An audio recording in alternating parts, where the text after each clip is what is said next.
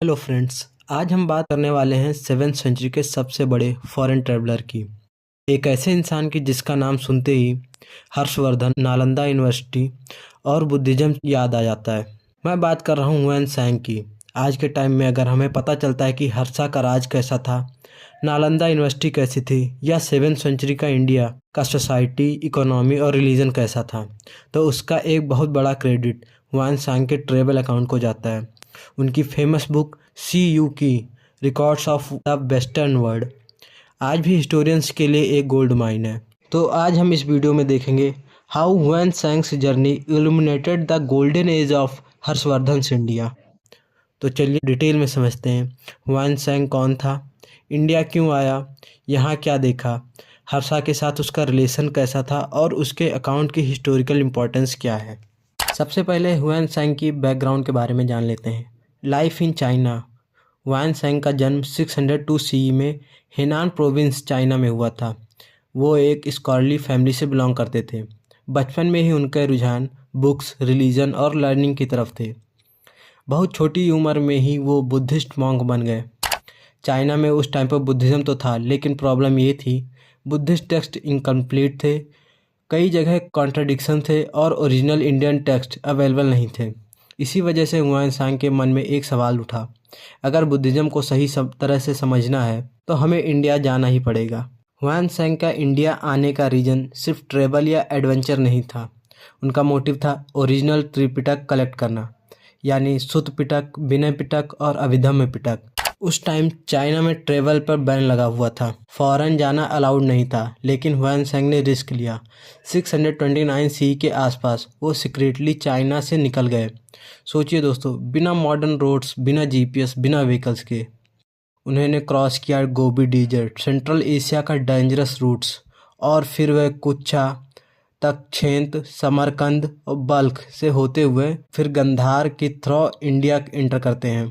कश्मीर, पंजाब होते हुए आखिरकार वे पहुंचते हैं गैंगेटिक प्लेन्स, जब इंडिया के रूलर हर्षवर्धन थे। हुएन सांग ने इंडिया में लगभग 17 साल बिताए, 630 सी से 645 सी तक। इन 17 सालों में वो इंडिया के ऑलमोस्ट हर इम्पोर्टेंट रीजन में गए। कश्मीर, मथुरा, कन्नौज, मगध, बंगाल, उड़ीसा, साउथ इंडिया और सबसे इम्पोर्टेंट नालंदा यूनिवर्सिटी। जब हुएन सांग कन्नौज पहुंचते हैं तो इम्पेरर हर्षवर्धन उन्हें बहुत रिस्पेक्ट देते हैं।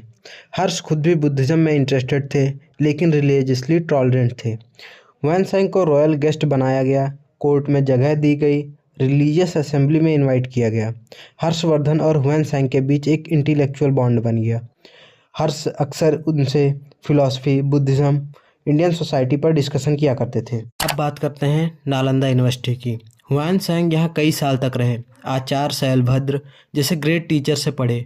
नालंदा में 10,000 से ज़्यादा स्टूडेंट्स थे, 2,000 से ज़्यादा टीचर्स और पूरे एशिया के स्टूडेंट्स यहाँ पढ़ने आते थे। हुएन सांग ने यहाँ कई चीज़ों से मास्टर्स किया, जैसे योगचर्य, मध्यमिका फिलॉसफी, संस्कृत ग्रामर, लॉजिक और Indian philosophy.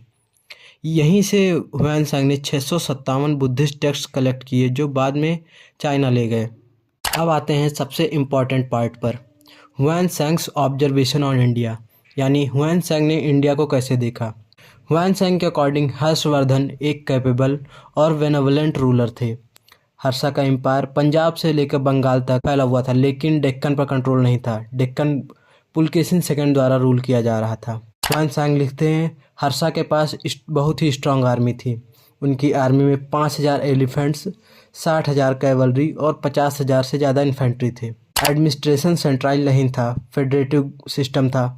Local rulers autonomy के साथ हर्षा को एक्सेप्ट करते थे। अब देखते हैं रिलीजियस ऑब्जर्वेशन। हुएन सांग ने नोट किया बुद्धिज़्म अभी भी था, लेकिन हिंदुज़्म फास्ट ग्रो कर रहा था।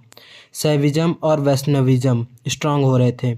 उन्होंने देखा प्योर बुद्धिज़्म का डिक्लाइन हो रहा था और महायान बुद्धिज़्म का राइज। हर्षवर्धन बुद्धिस्ट होने के बावजूद हिंदू टेम्पल्स को भी पैट्रोनेज देते थे। अब देखते हैं सोशल ऑब्जर्वेशंस।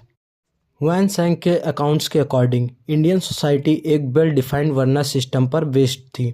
इस सिस्टम में सोसाइटी को स्ट्रक्चर और हायरार्की के फॉर्म में डिवाइड किया गया था। सबसे ऊपर थे ब्राह्मण्स, जिनके पास हाईएस्ट प्रेस्टीज था और जो रिचुअल्स और नॉलेज के गार्जियंस माने जाते थे। उनके बाद आते थे क्षत्रिय, जो रूलर्स, वॉरियर्स और एडमिनिस्ट्रेटर्स थे। थर्ड लेवल पर थे वैश्याज यानी मर्चेंट्स और ट्रेडर्स, और सबसे नीचे थे शूद्राज जो सर्विस प्रोवाइडर्स और आर्टिसंस के रूप में काम करते थे। कस्टम और प्योरिटी के मामले में सोसाइटी में स्ट्रिक्ट डाइटरी हैबिट्स फॉलो की जाती थी। वेजिटेरियन और नॉन वेजिटेरियन फूड के बीच क्लियर डिस्टिंक्शन था। साथ ही प्योरिटी रूल्स काफ़ी कॉम्प्लेक्स थे। फूड शेयरिंग, मैरिज और फिजिकल कांटेक्ट तक पर स्ट्रिक्ट सोशल नॉर्म्स लगे हुए थे। एथिक्स की बात करें तो हुआन सांग ने इंडियन सोसाइटी में नॉन वायलेंस के प्रति रिस्पेक्ट और टीचर्स के लिए हाई रेवरेंस क्लियरली ऑब्जर्व की। ओवरऑल उन्होंने एक ऐसी सोसाइटी का पिक्चर दिया जो ट्रेडिशन, डिसिप्लिन और सोशल ऑर्डर पर डीपली बेस्ड थी। अब बात करते हैं इकोनॉमिक ऑब्जर्वेशन की। एग्रीकल्चर इकोनॉमिक बैकबोन था। गंगेटिक प्लेन्स फर्टाइल थे जिससे एग्रीकल्चर स्ट्रांग था। इंटरनल और एक्सटर्नल ट्रेड्स दोनों होते थे। मर्चेंट्स लॉन्ग डिस्टेंस ट्रेवल करते थे। इस समय गोल्ड और सिल्वर कॉइन्स का यूज़ होता था। साथ ही कौड़ीज़ का भी यूज होता था। आपने सुना होगा कौड़ी, फूटी कौड़ी, वो इस समय यूज़ होते थे। अब बात करते हैं हर्षवर्धन द्वारा ऑर्गेनाइज असेंबलीज़ की। 643 सी में किंग हर्षवर्धन ने कन्नौज में एक ग्रैंड रिलीजियस असेंबली ऑर्गेनाइज की। इस असेंबली में लगभग 20 किंग, 3000 बुद्धिस्ट मॉन्क, 2000 ब्राह्मण और 1000 जैन फॉलोअर्स ने पार्टिसिपेट किया। इस इवेंट के चीफ गेस्ट थे चाइनीज ट्रेवलर हुआन सांग, जिन्हें एक हाई थ्रोन पर बिठाया गया। ये ग्रैंड असेंबली लगभग 18 दिन तक चली, जहां हुआन सांग ने महायान बुद्धिज़्म पर डिटेल डिस्कोर्स दिया। ये असेंबली हर्षा के रिलीजियस टॉलरेंस और कल्चरल यूनिटी को क्लियरली शो करती है। और बात करें प्रयाग असेंबली की, तो हर्षवर्धन हर 5 साल में प्रयाग असेंबली ऑर्गेनाइज करते थे। ये सिर्फ मीटिंग नहीं बल्कि एक ग्रैंड दान महोत्सव होता था।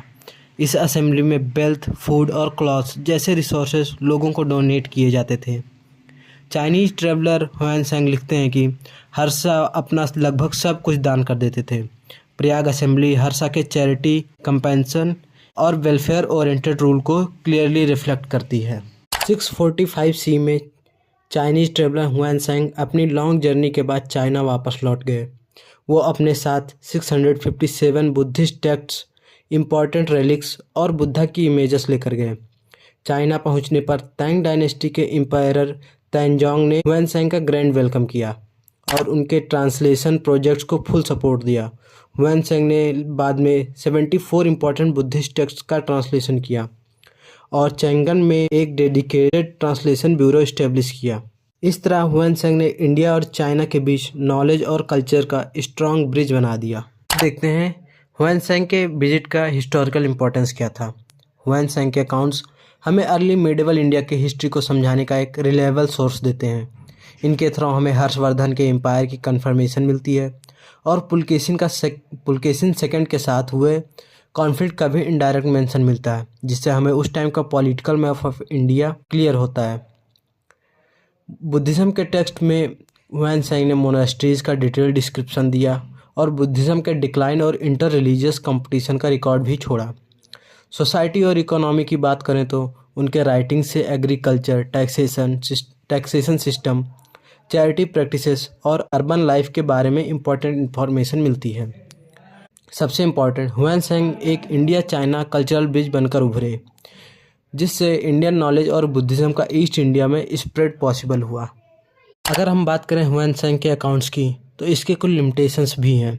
सबसे पहली बात, उनमें एक बुद्धिस्ट बैस क्लियरली दिखाई देता है। वो कई जगह हर्षवर्धन के डिफेक्ट्स को इग्नोर करते हुए लगते हैं और मिलिट्री डिफीट्स का क्लियर मेंशन भी नहीं मिलता है। लेकिन इन लिमिटेशंस के बावजूद हुआन सांग का ओवरऑल अकाउंट काफ़ी रिलेबल माना जाता है और इसीलिए हिस्टोरियंस के लिए ये एक प्राइसलेस सोर्स है जो हमें अर्ली मिडिवल इंडिया को समझाने में मदद करता है।